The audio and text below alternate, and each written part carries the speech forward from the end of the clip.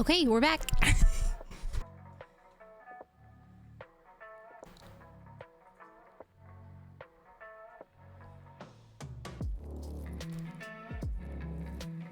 Okay, I think we're working. If you saw my clip I made last week, you know that I tried to record, well, I did record this whole episode, and then when I went to edit it, there was no audio. So this is just me repeating all the same things. And then I was gonna redo it over the weekend. I had my wisdom teeth taken out, and I'm just now feeling normal, and like my face is kind of getting back to normal. So your mother's back. But this is going to be kind of a different episode, and hopefully the following episodes that I get to do, they're going to be different than what I've had before. A lot of people didn't know that I had a podcast, and that's because I didn't share it a whole lot on Facebook. And I don't recommend you go watch it, or well, go listen to it. So this one I'm more proud of. I'm more excited about it. So hopefully I can reach more people, but I also just drink an energy drink, so I need to calm down.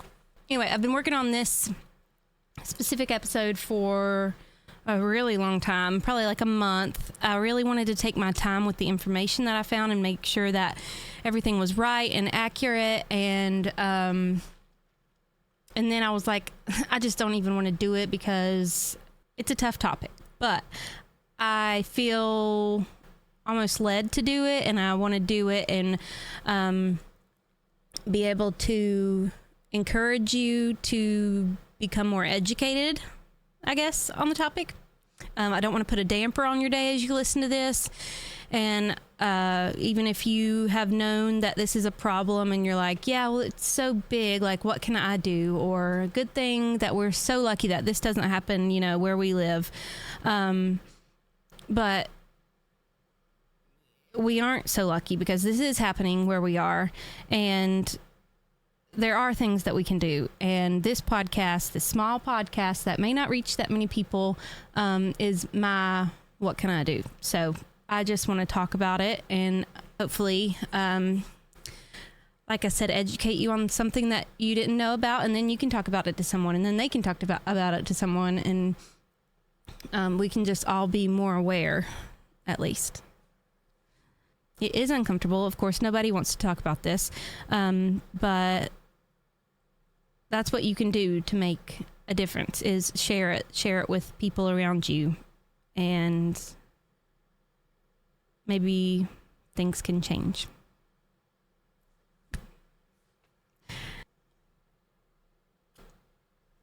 So let me hit you with some facts. Human trafficking is a $150 billion a year industry. Children and adults sold for sex, labor, or to harvest their organs to sell. Human trafficking is the fastest growing international network the world has ever seen. Roughly 10,000 children are being smuggled into the U.S. every year to be sold as sex slaves. The U.S. is the #1 consumer and producer of child pornography, and there are more people enslaved today than there ever has been in the world. 200 million children a year, children who are raped every day, 30 to 40 times a day. This is both boys and girls. They're forced to work, they're labor slaves, and then, like I said, it's all awful, but harvesting their organs to sell, black market. What if it were your daughter or your son? What would you do? What wouldn't you do? That is a question that I had heard when I was doing the research, and it kind of put it into perspective a little bit more for me. So we may not know these people that it's happening to, but they're people still, you know. My awareness came from hearing about a movie called Sound of Freedom. My husband had brought it up to me originally. Did you hear about the movie about the child sex trafficking? No, I didn't hear about it.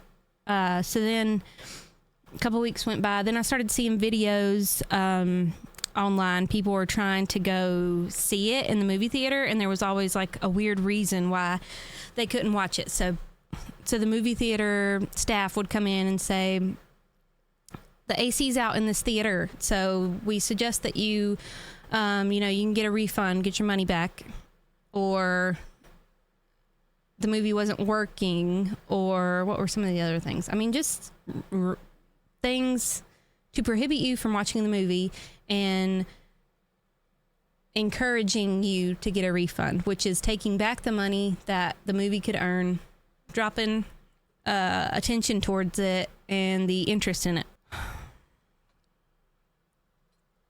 But it's just so frustrating that it's like so far-fetched that we can stop people from buying children, raping them, selling their organs. So in the videos, people are like, look, another movie theater that's not wanting us to see Sound of Freedom. And I'm like, well, why do people not want to put the word out about the movie and let everyone see it? Why does this happen in the first place? Where does it happen most often? I went down a rabbit hole one night and stayed up like all night just going back and forth. Well, why does this happen? Oh, well, what is just... So then I was watching interviews and discussions around the movie from the director, and I found out that it's about a true story of a man named Tim Ballard, and he is an awesome guy who is dedicated to rescuing child slaves. Tim began his career with the CIA, initially working on cases dealing with terrorism, and when he was offered a position to be on a child sex trafficking case, he originally declined it. He and his wife had always said that he would never work under child rescue because they have kids, and it's like a hitting too close to home type thing.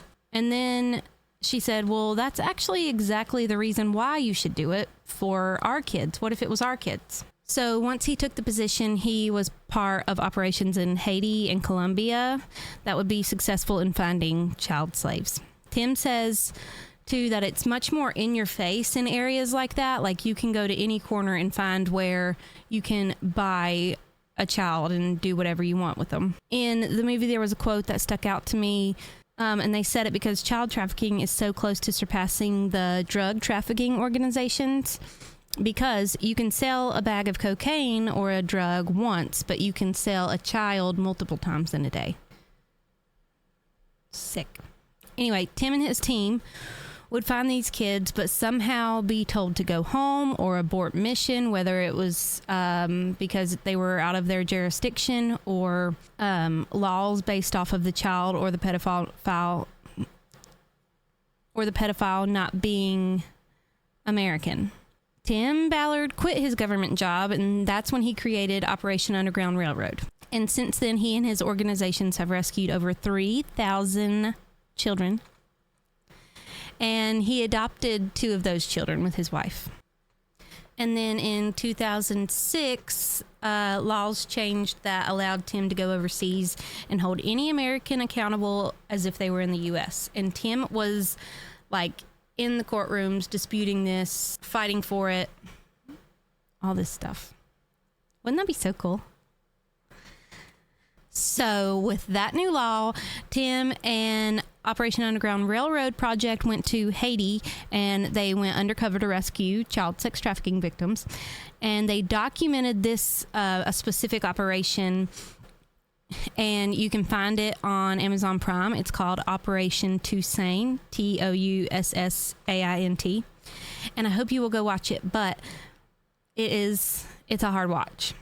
The night I watched it, I really just started it to get like more information and understanding about the operations that he did and all this stuff. But I had been doing research for a couple weeks and not been emotional enough to like have a good cry. And I did within 5 minutes of starting that movie, because there's a little boy that you see at the beginning, and he has that little waddle walk, and it reminded me so much of my youngest son. And then put even more into perspective that this could be your son or your daughter or your wife. So the documentary starts with the undercover mission they do in Haiti. Tim and his team are undercover. They're pretending to buy children, and you can actually see it. Like, they're sitting at a table with these people who are selling these kids that they house in these unbelievable shacks and places that no one should live in. And so Tim's outside, and he's just kind of looking around, trying not to be so suspicious, but then a little boy runs up to him, and he's just holding this little boy, and then notices a little girl, and he gives her a candy bar. He says she's probably 4 or 5 years old, gives her a candy bar, and she immediately breaks it in half and gives it to the little boy he's holding, and it turns out that that's her little brother. And then later he asks how old the girl is, and they said that she was 9 years old, so severely malnourished that she looks like a 4 or 5 year old, and living in these conditions and being sold every day. So yeah, it's not all extremely sad like that, but it's the story of rescuing them, and it's really good. So these are the 2 children that Tim ends up adopting. So from this operation, Tim, the idea to create a movie about it was brought to him. And so he said, yes, absolutely.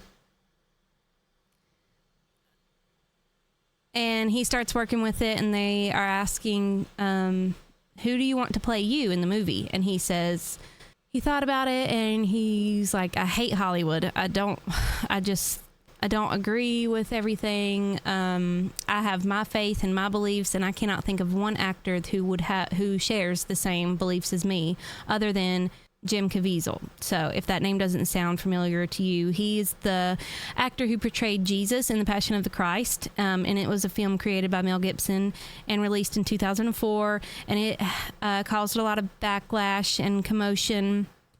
And after Jim played Jesus, he was not offered another film by that studio, and basically blacklisted from the studio in Hollywood. And I hope to come back to more of that in another episode.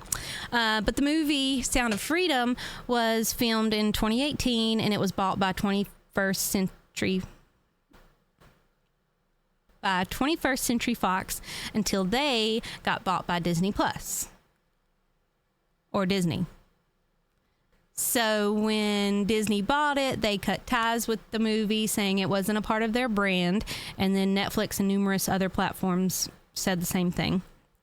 Tim kind of just dropped it. And then after 5 years, the rights to the film were about to expire, until he got invited to go to the set of The Chosen. And is it on Prime too? I think it's on Prime. We've been watching it. I think you can find it on Prime. Or Hulu or Peacock, one of those. Good show.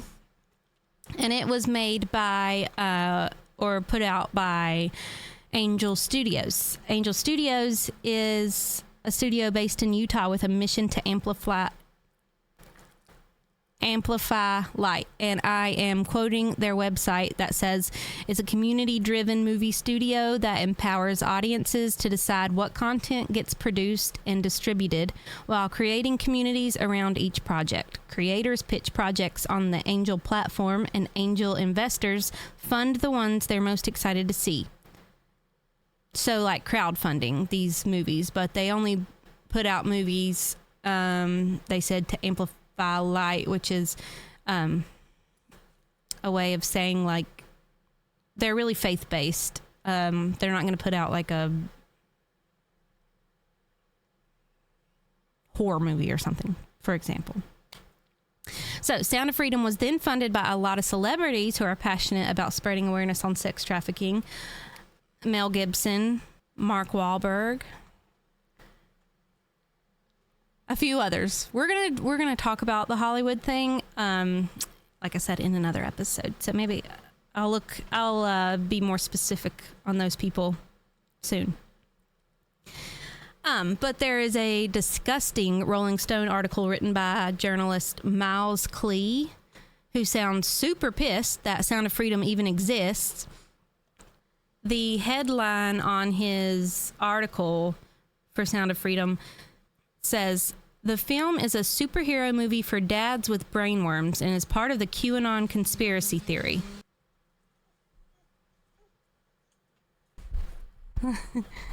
We've got a special guest.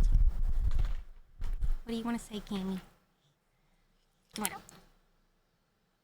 Go.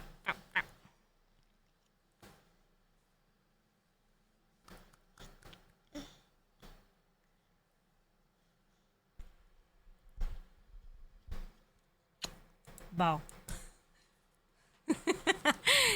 Ball.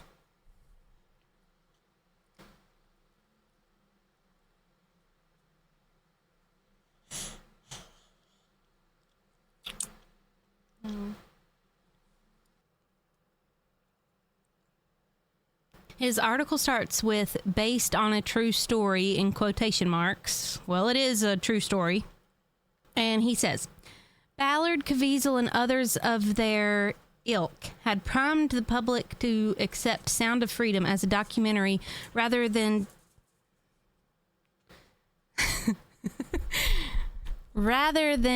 delusion by fomenting moral panic for years over this grossly exaggerated epidemic of child sex trafficking, much of it funneling people into conspiracist rabbit holes and QAnon communities. It most certainly is an epidemic, one that shouldn't be mocked or taken lightly. This is me talking. It's a situation you, as a journalist, should be writing about. I'm trying. I hate this guy. I hate this guy, and I don't want to... It most certainly is an epidemic, and one that shouldn't be mocked or taken lightly. It's a situation you, as a journalist, should be writing about in the complete opposite manner. To say it's an epidemic, child sex trafficking, it's an epidemic. A grossly exaggerated epidemic. He continues to write, when Ballard takes the initiative of arranging his first sting to nab a pedophile who has stolen a child in tow, he conveniently ends up rescuing that little boy. Convenient for who? He rescued the little boy. He says, that original rescue is only possible because Ballard is standing at the exact right spot of a U.S.-Mexico border station at the very moment his target tries to cross. Lucky. Yeah, I guess lucky. But what if he hadn't been in that convenient spot? There would have been another child who would have went to with this trafficker guy. But yeah, he was working at the border and rescued a child from sex trafficking. And then he says, there is visible suffering all around us in America. There are poor and unhoused and people brutalized or killed by police. There are mass shootings, lack of health care, climate disasters, and yet over and over, the far right turns to these sordid fantasies about godless monsters hurting children. Yeah, while I agree with you, these are all things that get talked about and prioritized in the media. What is so bad about someone trying to amplify the issue of sex trafficking, the grossly exaggerated pandemic that we have going on? There is visible suffering all around America, and you hear about a lot of it all the time, but not trafficking. So anyway, this douchebag has since, what is it called? He locked down his Twitter, which is like, I guess, set it to private because he was getting so much hate. A tasteless article, but I wanted to add a response by a parent of children who have been sex trafficked. They said, you will never understand true pain until your own children have been taken from you and sold like cattle. I will never see mine again, and thanks to you, people that read your article won't give a shit either. My heart hurts for that parent, and he's exactly right. Anyone who would read that would be like, oh, well, I guess it's not that big of an issue then. It's a grossly exaggerated epidemic. And Tim Ballard is trying to put forth this documentary style film where he conveniently and luckily rescued a child from the border. But what this journalist wants us to focus on is the housing and the people getting killed by police and poor people, mass shootings, lack of health care, climate disasters. Yeah, we all know about all that. But I bet you don't know too much about trafficking, child sex trafficking, child sex slaves. To diminish the severity of child sex trafficking, or even, as I said, mock a film trying to emphasize the issue, is entirely disrespectful to the victims, their families, anyone who has been through a sort of hell like that. And I hate that for victims who have survived. God, I hope they don't read that freaking article. Numbskull. Do you remember the movie Cuties on Netflix that everyone was all up in arms about? Rolling Stone had an article about it. The headline for that movie or show, whatever, said, "Thanks to a major marketing mistake, this award-winning French movie has been accused of sexualizing girls. It's actually a sensitive portrait of growing pains that deserves to be seen." So I hope without being on the left or the right, you see the difference there. Cuties has been accused of sexualizing girls. But it deserves to be seen.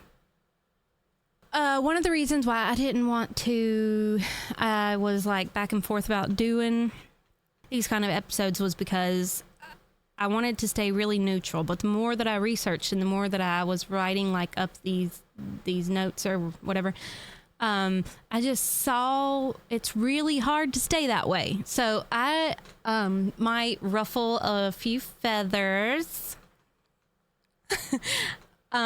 But I don't mean to. I really want to stay on the topic of rescuing children. And you should want to do that. And you should want to be a part of that, whether you're left or right or up or down or whatever. But the border is widely talked about as a political issue. But there have been both Republican and Democratic parties for and against it. The U.S. is one of the highest, if not the highest, producer and consumer of child sex. Traffickers know they will become very wealthy by getting their enslaved children into our country. We do these traffickers a great favor by leaving our border virtually wide open. 75 to 80% of unaccompanied minors arriving at the U.S.-Mexico border are human trafficking victims.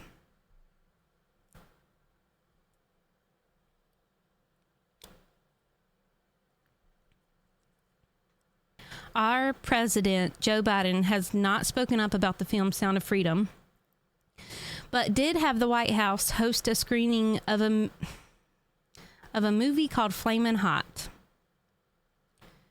which is a true story of Richard Montanez, who was a Frito-Lay janitor that used his Mexican-American heritage and upbringing to turn the iconic Flamin' Hot Cheetos into a snack that disrupted the food industry and became a global pop culture phenomenon. So the First Lady began the introduction speech to the screening, and it is on the actual White House website. I read the transcript. I didn't watch it, but I read the transcript and got really mad. Anyway, she says, but this film, Flamin' Hot, isn't just about Richard. It's about everyone who has been overlooked and underestimated but reached for a dream anyway. It's about sacrifice and love and partnership. How when someone sees the possibility that you hold, you can find the courage to take risks and rise to the top, no matter what stands in your way. And as much as I love that for Richard and Flamin' Hot Cheetos, why you didn't take the opportunity instead to draw attention to a film like Sound of Freedom is infuriating. You have literally the biggest platform in America. You are literally the people who can fix the issue or begin the work that it will take to fix the issue. The screening of Flamin' Hot was in June of this year, and June is Immigrant Heritage Month. So I understand that, and I get it, but reading the speech, which still included the mumbling and stumbling over words from our president, I really feel bad for the person that had to type that up. But Joe was saying, or trying to say, a lot that I felt should be brought up surrounding trafficking immigrants, even though that's not what he was talking about. Okay, this is my best impression. Folks, look. It's important because there are those who have made clear that they don't see you, don't want you in America's future. They demonize the community, undermine the security of this community, and erase the history and contributions of the community. It's outrageous. We have to speak out. My dad used to use an expression that came from his generation. Silence is complicity. Huh. And we will not be silent, period. I mean it. And everybody's like, applause. He later says, you got to treat everybody with dignity and respect and the value they deserve. So why don't you show trafficking survivors respect by speaking out on the ways to protect them? Like I said, including immigrants. And value the children of the country that you are running.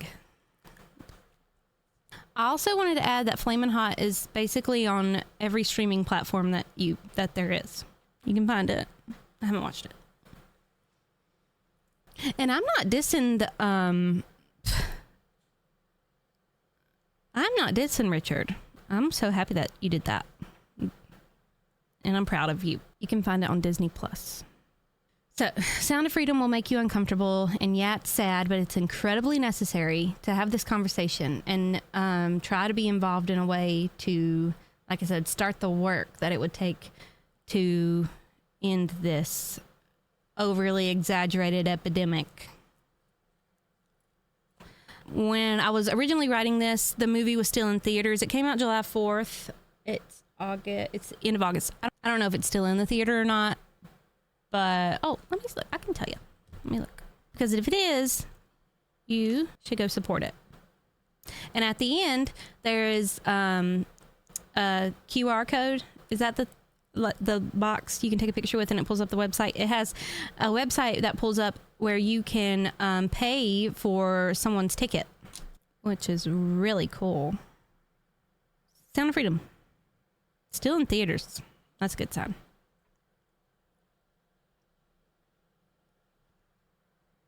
Tell your friends about it. Tell everybody you know about it.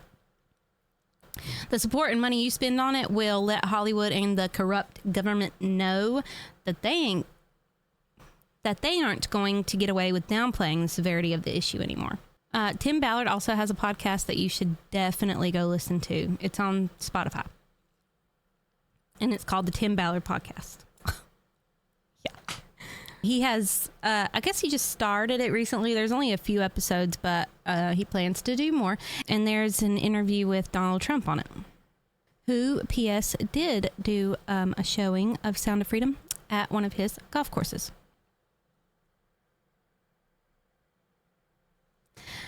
I have so much more to talk about surrounding this issue, and I hope that I'm able to continue talking about it.